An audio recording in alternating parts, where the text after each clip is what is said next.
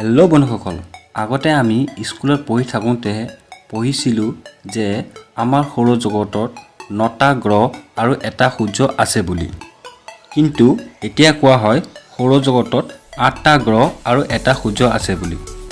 কাৰণ আমাৰ সৌৰজগতত থকা আটাইতকৈ দূৰ আৰু সৰু গ্ৰহটো অৰ্থাৎ প্লুটোক গ্ৰহ শ্ৰেণীৰ পৰা বাহিৰ কৰা হৈছে। আৰু এনেকুৱা কিয় কৰা হ'ল তাৰ বিষয়ে জানো আহক।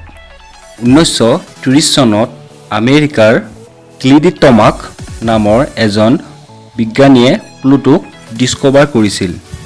এতিয়া বৰ্তমান গ্ৰহ হ'বলৈ হ'লে কিছুমান নতুন ৰুল বনোৱা হৈছে। এই ৰুল কেইটা হ'ল, কোনো এটা পিণ্ড গ্ৰহ হ'বলৈ হ'লে ই সদায় সূৰ্যৰ পৰিক্ৰমা কৰিব লাগিব।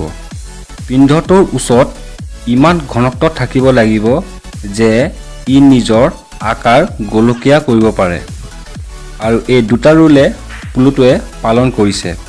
কিন্তু লাষ্ট নতুন ৰুল অৰ্থাৎ গ্ৰহবোৰে নিজৰ ওচৰ পাছৰ থকা এৰিয়াবোৰ পৰিষ্কাৰ কৰি ৰাখিব লাগিব, অৰ্থাৎ ওচৰত থকা পিণ্ডে গ্ৰহটোৰ পৰিক্ৰমা কৰিব লাগিব বা গ্ৰহটোৰ লগত মিলি যাব লাগিব। আৰু এই ৰুলটোৱে প্লুটোৱে পালন কৰা নাছিল। তাৰ কাৰণে প্লুটোক 2006 চনত গ্ৰহ লিষ্টৰ পৰা বাহিৰ কৰা হৈছে। ইয়াক এতিয়া ডুৱাৰ্ফ প্লেনেট বুলি কোৱা যায়। প্লুটো এটা বৰফীয় গ্ৰহ। ইয়াৰ টেম্পাৰেচাৰ হ'ল -225 ডিগ্ৰী। চ' এতিয়া বৰ্তমান আমাৰ সৌৰজগতত এটা সূৰ্যৰ লগত 8টা গ্ৰহ আছে। আশা কৰিছোঁ এই ভিডিঅ'টো চাই আপোনালোকে ভাল পালে।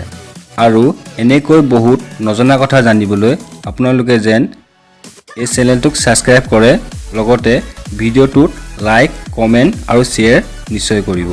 ধন্যবাদ।